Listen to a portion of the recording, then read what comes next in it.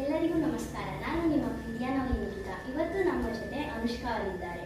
ಗಂಡ ಬೆರುಂಡಾಸನ ಹೇಗೆ ಮಾಡೋದಂತ ಇವತ್ತಿನ ವಿಡಿಯೋದಲ್ಲಿ ತೋರಿಸ್ಕೊಡ್ತೀನಿ.